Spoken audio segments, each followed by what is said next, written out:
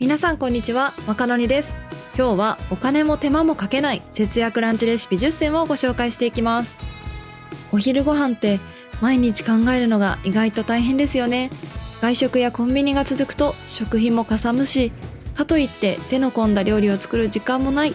そんな時に活躍するのが身近な食材で手軽に作れる節約ランチレシピです。